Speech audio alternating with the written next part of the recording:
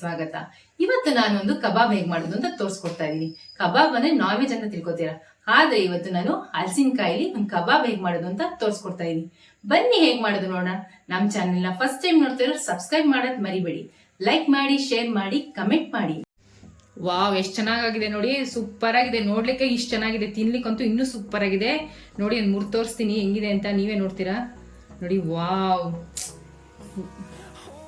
ತುಂಬ ಚೆನ್ನಾಗಿದೆ. ಒಂದ್ಸರಿ ಮಾಡಿ ಹೇಗಿತ್ತು ಅಂತ ನಂಗೆ ಕಮೆಂಟ್ ಮಾಡಿ ತಿಳಿಸಿ. ಇವತ್ತೊಂದು ಒಳ್ಳೆ ರೆಸಿಪಿ ಮಾಡಿ ತೋರಿಸ್ತಾ ಇದ್ದೀನಿ. ನೀವು ಫಸ್ಟು ಕಟ್ ಮಾಡ್ಕೊಂಡ್ಬಿಡೋಣ.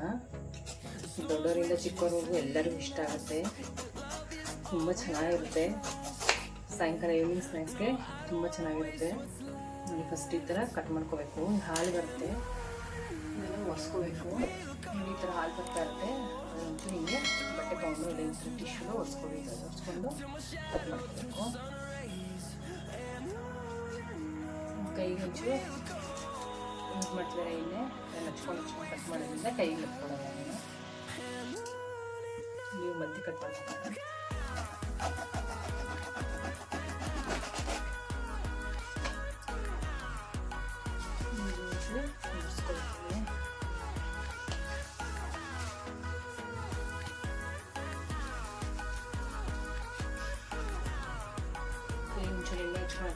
ಮಾಡ್ಕೊಳ್ಳೋದ್ರಿಂದ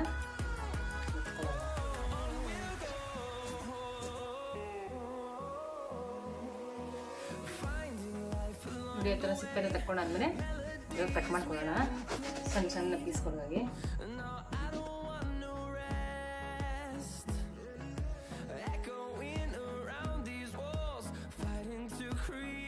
ನಿಮ್ಗೆ ಬೇಕಾದ್ರೆ ದೊಡ್ಡ ಪೀಸ್ ಬೇಕು, ಒಂದು ದೊಡ್ಡ ಪೀಸ್ ಹಾಕೊಂಡು ನಾನು ಇಷ್ಟು ಮೀಡಿಯಮ್ ಸೈಜ್ ಮಾಡ್ಕೊತಾ ಇದ್ದೀನಿ.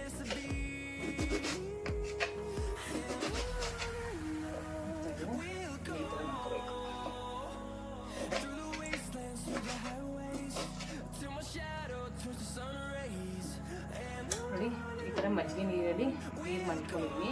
ಇದ್ರಲ್ಲಿ ಹಾಕ್ಬೇಕು. ಈ ಥರ ಕಪ್ ಹಾಕ್ತಿದ್ದೀರ ಅಲ್ಲಿ ಇದ್ರಲ್ಲಿ ಹಾಕಿಟ್ಕೊಂಡ್ರೆ ಕಪ್ಪೆನೋ ಕಪ್ಪಾಗಲ್ಲ ಅದಕ್ಕೆ.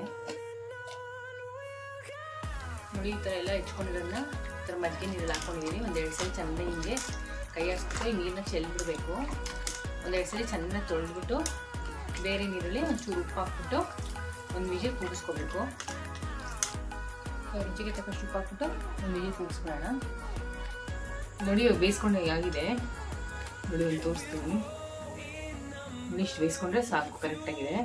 ಜಾಸ್ತಿ ಬೇಯಿಸ್ಕೊಳಕ್ಕೆ ಹೋಗ್ಬಿಡಿ, ಚೆನ್ನಾಗಿರಲ್ಲ. ಇವಾಗ ಒಂದು ಪಾತ್ರೆಗೆ ಫಿಲ್ಟ್ರ್ ಮಾಡ್ಕೊಂಡ್ಬಿಡೋಣ.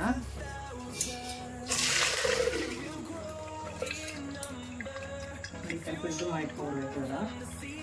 ಇವಾಗ ಫಿಲ್ಟ್ರ್ ಮಾಡಿ ಇಟ್ಕೊಂಡಾಯ್ತು. ಇವಾಗ ಕಲಿಸ್ಕೊಂಡ್ಬಿಡೋಣ. ನೋಡಿ, ಈ ಥರ ಕಬಾಬ್ ಪೌಡ್ರ್ ಸಿಗುತ್ತೆ, ಅದೊಂದು ಪ್ಯಾಕೆಟ್ ಹಾಕೊತಾ ಇದ್ದೀನಿ. ಇದು ವೆಜಿಟೇರಿಯನ್ನೇ, ನಾನ್ ವೆಜಿಟೇರಿಯನ್. ಇದ್ರಿಗೆ ಮೈದಾ ಹಿಟ್ಟು, ಕಾರ್ನ್ಫ್ಲೋರು, ಚಿಲ್ಲಿ ಪೌಡರು ಅಷ್ಟೇ ಇರುತ್ತೆ, ಇನ್ನೇನಿರಲ್ಲ. ವೆಜಿಟೇರಿಯನ್ ತಿನ್ಬೋದು ಇದು. ಇವಾಗ ಒಂದು ಸ್ವಲ್ಪ ರುಚಿಗೆ ತಕ್ಕಷ್ಟು ಉಪ್ಪು ಹಾಕೊತೀನಿ. ಇದರೊಳಗೆ ಉಪ್ಪಿರುತ್ತೆ, ನೋಡ್ಕೊಂಡು ಹಾಕೋಬೇಕು.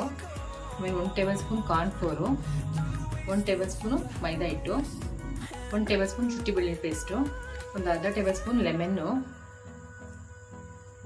2-3 ಟೇಬಲ್ ಸ್ಪೂನ್ ಮೊಸರು ಹಾಕೊತಾ ಇದ್ದೀನಿ, ಒಂದು ಅರ್ಧ ಟೇಬಲ್ ಸ್ಪೂನ್ ಚಿಲ್ಲಿ ಪೌಡರು. ಇಷ್ಟನ್ನು ಮಿಕ್ಸ್ ಮಾಡ್ಕೊಳ್ಳೋಣ. ನೋಡಿ, ಈ ಥರ ಮಿಕ್ಸ್ ಮಾಡ್ಕೊಂಡಾದ್ಮೇಲೆ ಇದು ಫಿಲ್ಟ್ರ್ ಮಾಡಿ ಇಟ್ಕೊಂಡಿದ್ರೆ ಅದನ್ನು ಹಾಕ್ತಾ ಇದ್ದೀನಿ. ಇದು ನೀಟಾಗಿ ಮಿಕ್ಸ್ ಮಾಡ್ಕೊಳ್ಳೋಣ. ಇದ್ರ ಜೊತೆಗೆ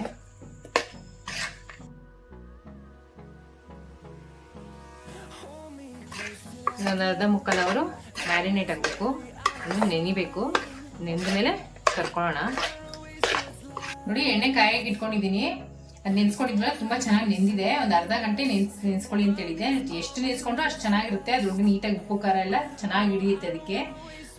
ಅದಕ್ಕೆ ನಾನು 1 ಅವರ್ ನೆನೆಸ್ಕೊಂಡಿದ್ದೀನಿ. ಇವಾಗ ಒಂದೊಂದೇ ಕರ್ಕೊಂಬಿಡೋಣ.